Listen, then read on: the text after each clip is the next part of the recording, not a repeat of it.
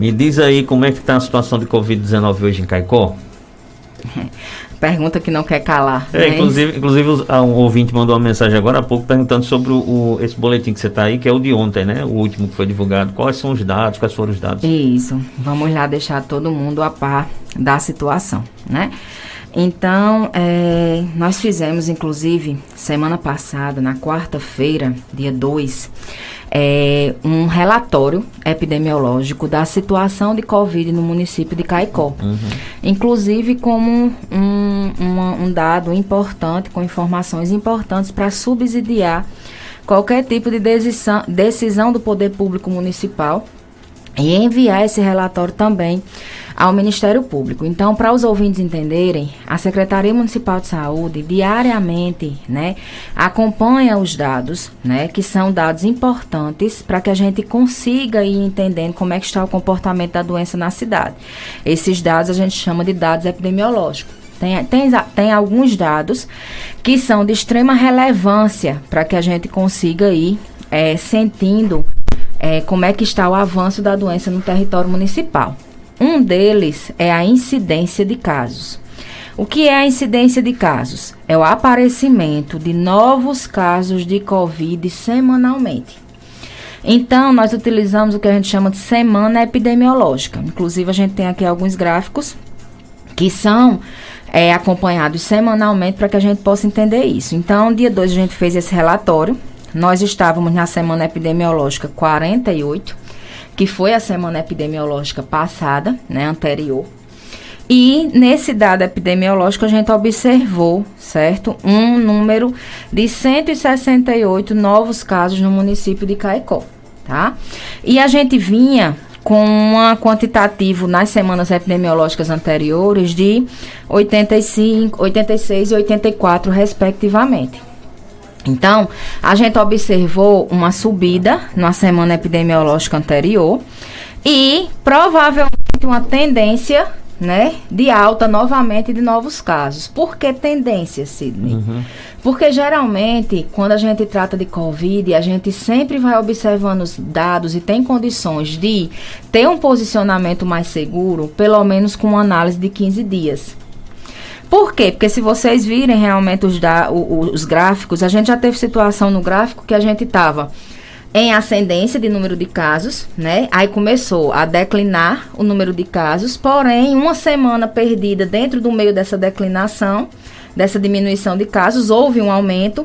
Na semana seguinte, continuou a cair novamente. Então, a gente precisa observar se essa subida é um fator isolado, por algum evento de risco que houve ou algum comportamento de risco que foi adotado, ou se realmente aquilo dali significa uma tendência. Então, até dia 2, que foi semana passada, que foi quando a gente fechou a semana epidemiológica anterior, a gente observou um aumento do número de novos casos e esperou essa semana, que se fechou agora sábado, dia 5, para que a gente viesse a confirmar se isso de fato seria uma tendência consolidada de aumento de número de casos. E aí, sábado, nós fechamos a nossa última semana epidemiológica com 268 novos casos. Ou seja, aquilo que foi uma subida de uma semana se consolidou novamente com nova subida na semana que concluímos sábado, porque a semana epidemiológica começa no domingo e conclui no sábado. Então, realmente, a gente vê que há 15 dias, ou seja, as últimas 2 semanas epidemiológicas, a gente tem uma consolidação do número de casos aumentando no município de Caicó. E isso, como vocês estão acompanhando também, é uma realidade de quase a totalidade do estado do Rio Grande do Norte, né? Então, a partir disso, desse aumento do número de novos casos e também avaliando o número de procura de pessoas aos serviços de referência para atendimento de sintomáticos respiratórios, e a gente utiliza muito como termômetro o centro de referência no centro da cidade, a gente observa também um aumento considerável que foi também consolidado nessa última semana epidemiológica. Então, no centro de referência, a gente pôde observar, né, que a gente teve um aumento do número de procura, de pessoas procurando o centro de referência, chegando nessa última semana epidemiológica, a gente atender 589 pessoas no centro de referência, de segunda a sábado, do horário de 7h30 às 17h30, e a gente ter realizado 248 testes de SWAB, que é o teste do nariz, para a gente saber se essa pessoa estava realmente acometida de Covid-19. Então, essas informações, né, nos mostram que realmente a gente está com um aumento do número de novos casos no município. Nós estamos com aumento da procura pelos serviços de referência, porque o número de sintomáticos respiratórios aumentou. E nós estamos também com um aumento do número de casos ativos, ou seja, aqueles casos que estão em acompanhamento. Ou seja, que estão dentro daqueles 14 dias de sintomas. Ou seja, tanto você iniciou o sintoma hoje, já foi confirmado, até o momento da sua liberação do isolamento. Então, a gente teve essa subida na última semana e foi consolidada de fato. Então, a partir daí, né, a partir desses dados, dessas informações, analisando um cenário, né, que precisa ser analisado de toda a complexidade que ele envolve, porque a gente não pode, não dá mais em 10 meses de pandemia, a gente achar que trabalhar com o Covid ou tomar atitudes e ações com a Covid é algo simplista ou algo muito fácil de fazer. Não é. Envolve muitos parâmetros, envolve muitas vertentes. Então, a partir disso, o município, junto também ao governo do estado, estará, né, tomando algumas providências a partir desse cenário. Essas providências eu já... Esse cenário que você fala até a última... Até sábado agora, caso, né? Sábado, dia 5. Consolidação dos últimos dados. Exatamente. Então, a partir de hoje, eu já fechei esses dados, já vou estar informando as autoridades competentes desse relatório epidemiológico.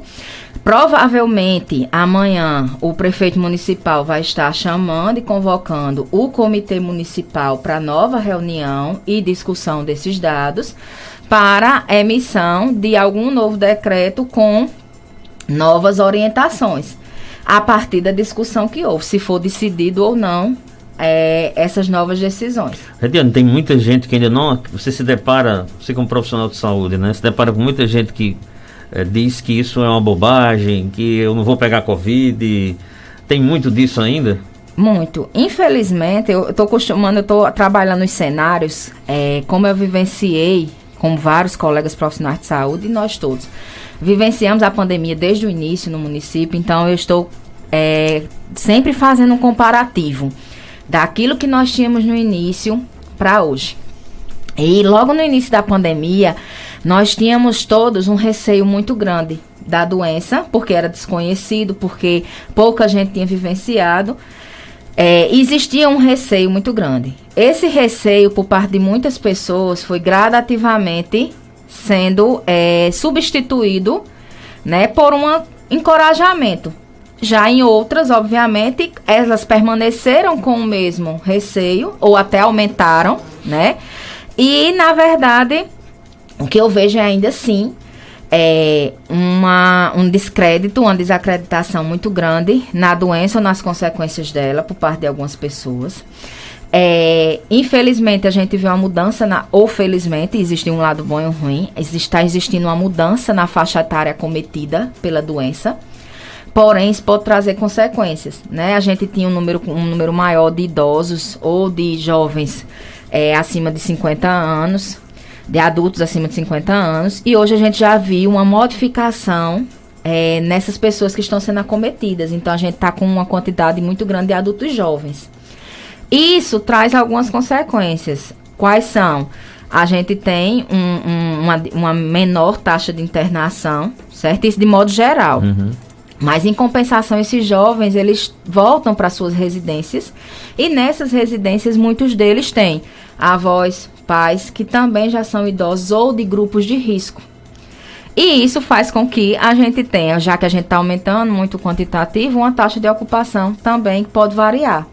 Então, você veja que no dia que eu fiz o relatório, no dia 2, nós tínhamos 50% da taxa de ocupação hospitalar aqui no município de Caicó, na nossa referência, que é o Hospital Regional. No sábado, nós chegamos a 85% de taxa de ocupação. Ontem, nós finalizamos o dia com 65%, isso de leitos críticos, né? Obviamente que esse cenário, ele vai fazer com que o Estado e o município tomem algumas medidas. O Estado vai ter que reverter leitos clínicos que já estavam voltados para leitos clínicos, para retornar para leitos críticos de Covid. O município vai ter que intensificar o número de realização de testes, de oferecer EPI, de treinamento para seus profissionais, de garantia dos serviços abertos para receber essa população que está acometida. Mas eu gostaria muito de chamar a atenção da população, fazendo esse comparativo dos dois cenários. No início da pandemia, quando ela chegou no Rio Grande do Norte, a gente teve uma invasão gradativa da doença, inclusive no interior.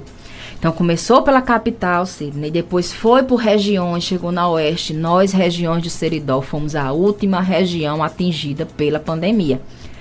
E nós, inclusive embasados no plano regional muito consistente, não entramos em colapso hora alguma. Nós não entramos... nenhum caicoense teve que se ausentar da sua terra por falta de leito para buscar atendimento ou assistência em outro local. Foi um planejamento bem feito, né? Houve. Só que qual é a mudança agora do cenário? Que isso precisa estar na mente, isso não é terrorismo, não é fazer medo. É entender que a pandemia não está mais se interiorizando. Ela já está disseminada em todo o estado, em todo o território brasileiro. Por isso que quando você pega a taxa de ocupação hospitalar a nível de estado, você não vê mais uma discrepância tão grande entre as regiões. Elas estão subindo praticamente de forma igualitária na sua taxa de ocupação hospitalar. E isso acende um sinal de alerta para todos nós, né, que fazemos e trabalhamos, não só quem trabalha, mas também nós, população em geral. Então, é importante que a população... A gente era muito mais desprevenido no início da pandemia com a questão de informações ou questões de como se comportar do que hoje somos. Então, não houve mudança das medidas preventivas a serem adotadas. Não houveram mudanças de protocolos a serem adotados. Não houveram mudanças de comportamento a serem adotados. As informações, as orientações são as mesmas. O que mudou foi a questão comportamental de cada um, e obviamente que isso envolve autoridades, isso envolve o setor regulado, e isso envolve nós, população em geral. E claro que várias coisas que a antropologia pode explicar, que a sociologia pode explicar, mas o fato é, o que era que a gente não fazia antes, que a gente se sentiu confortável agora para fazer. E se fizermos, o que é que a gente pode tomar como se precaver, para evitar que a gente tenha fechamento de setor regulado, que isso não é a intenção de ninguém fazer. Existe, como eu disse a vocês, é multifatorial. Lidar com Covid, você tem questão econômica, social, de saúde. Então, é uma infinidade. Você não pode simplificar algo que é tão complexo. Mas o que é que a gente pode fazer? Eu não ia ao bar, mas eu vou ao bar. Se eu vou ao bar, eu posso muito bem ir ao bar, me sentar no bar, porém eu escolho se eu vou ficar sentado quase no colo de uma pessoa do lado ou da mesa ao lado, ou se eu posso dar realmente um distanciamento seguro daquela pessoa que eu estou, daquela mesa que eu estou. Essa é uma atitude particular. Isso é responsabilidade do dono do estabelecimento, isso é responsabilidade da autoridade sanitária municipal, mas isso também é responsabilidade minha individual. Porque se eu chegar lá no bar e a mesa estiver colada uma na outra, a uma distância menor, inclusive, que 1 metro, e eu, enquanto cidadão comum, que optei por ir a um bar, pegar essa mesa e dar um distanciamento que me deixe mais seguro naquele ambiente aberto, isso vai fazer com que eu diminua os riscos que eu estou exposto, que diminua o risco para as outras pessoas que eu vou estar em contato, diminua, inclusive, a questão que é bem complexa, porque muitas vezes a gente vai fiscalizar, isso eu estou citando o bar, gente, mas são inúmeras. Isso é numa fila de um supermercado, isso é numa fila do banco da Caixa Econômica Federal, ou do Banco Brasil, ou qualquer outro banco privado. Isso é um comportamento individual. Questão da máscara em repartições, inclusive públicas, inclusive privadas, nos seus empregos, que a gente está tendo um grande número de surtos dentro de empresas. Quais são os cuidados que eu preciso ter? Eu tenho um computador que ele é manuseado por várias pessoas. Eu já coloquei o plástico filme nesse teclado e tenho a condição de estar fazendo uma desinfecção todas as vezes que vou utilizar por pessoas diferentes. Eu já orientei o responsável pela limpeza daquele local para estar fazendo uma limpeza mais firme, de 2 em 2 horas ou de 1 em 1 hora, nas maçanetas e nos locais que você pega muita mão. Por exemplo, aqui, nessa bancada de trabalho, minha máscara, ela realmente está adequada ao meu rosto, porque não há, se você vir alguém com a máscara que a pessoa fala e o nariz dela estiver para cima e para baixo, aquela máscara não existe vedação nem acoplação no seu rosto. Então aquilo dali é enfeite. Ela não vai servir. A questão de lanches coletivos em determinados locais, está sendo tomadas providências. Nós temos que ter cuidado, nós entramos às vezes em estabelecimentos que são arrefrigerados. Vírus em ambientes arrefrigerados, eles passam muito mais tempo ativos. Então, eu vou ter que ter um cuidado. Então, um restaurante que vai para um espaço de ar refrigerado, você sabe que seu risco é menor. Se você tem condições de ir para um local do restaurante que tem ambiente aberto, isso é uma atitude individual, você quem vai optar. Então, o que eu estou querendo dizer com isso, e eu espero que seja interpretada bem, é que a questão do combate e o enfrentamento ao Covid-19 é uma responsabilidade coletiva e individual. E, obviamente, nisso sempre do setor público, das autoridades, dos órgãos competentes, mas também de cada um de nós. Então é preciso que novamente a gente se una nesse enfrentamento, né? Para que a gente não tenha que passar por tudo que já passamos. Porque, Sidney, o que eu falei aqui não é novidade para ninguém. Nós passamos os primeiros meses da pandemia, inclusive quando era muito desconhecido, fazendo essas mesmas recomendações, visitando espaços privados e públicos para adotar essas mesmas medidas, orientando a população. É preciso que a população saiba o que é um evento sanitário de risco e o que são comportamentos sanitários de risco.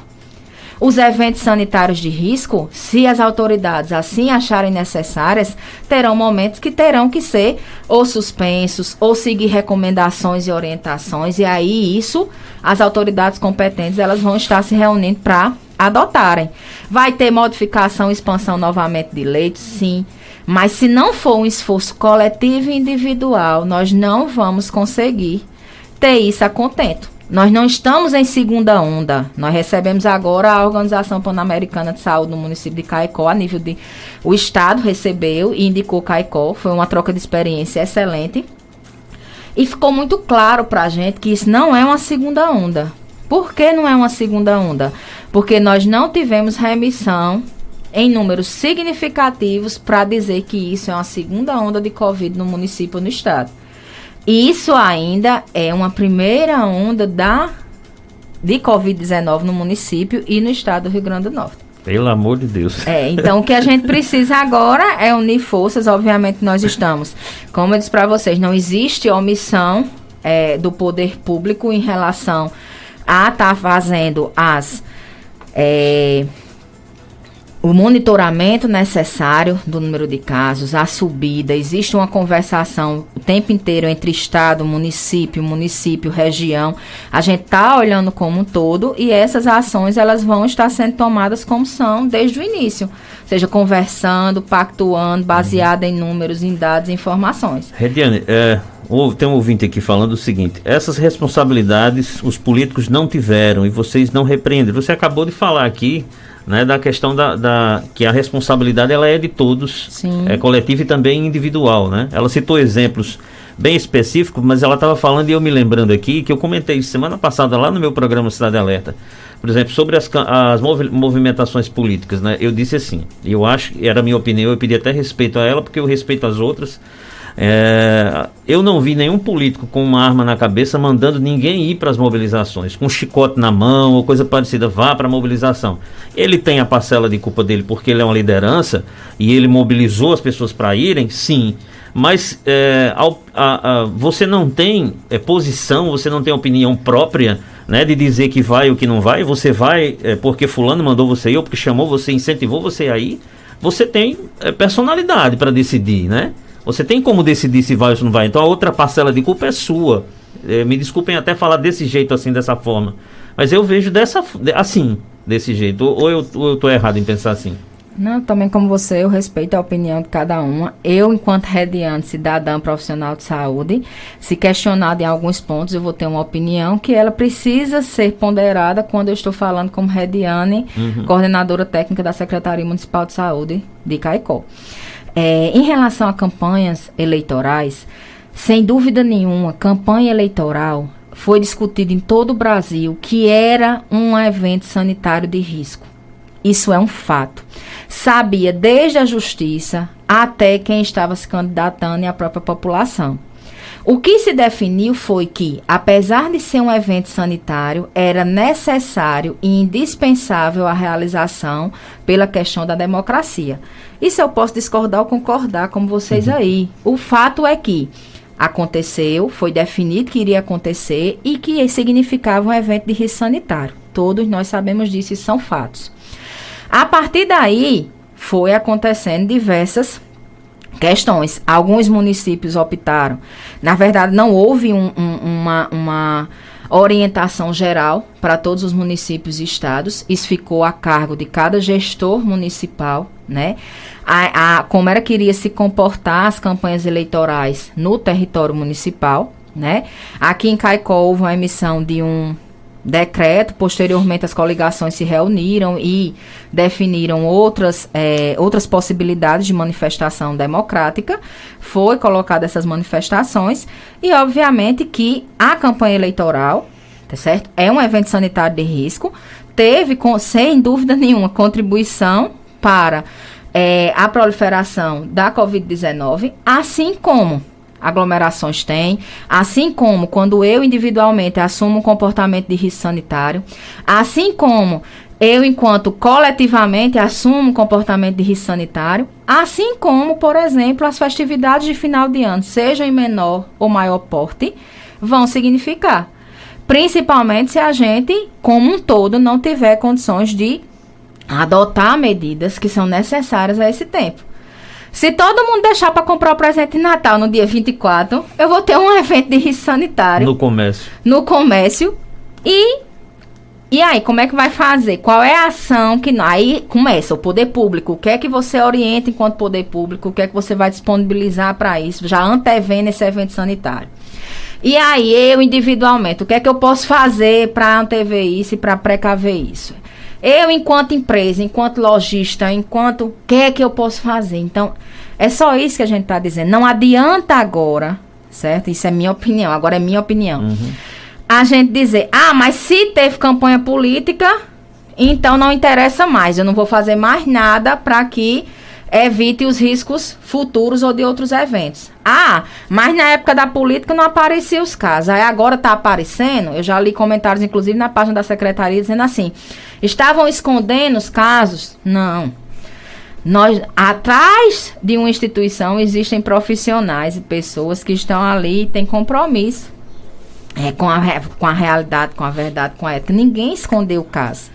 Nós estamos acompanhando os casos conforme eles são liberados. Para vocês terem uma noção, tem dia na secretaria que sai 16 casos. No outro dia, às vezes, sai 68. É porque a gente escondeu os casos? Não, a gente está sendo fielmente, desde o início dessa pandemia, publicando aquilo que a gente tem em mãos.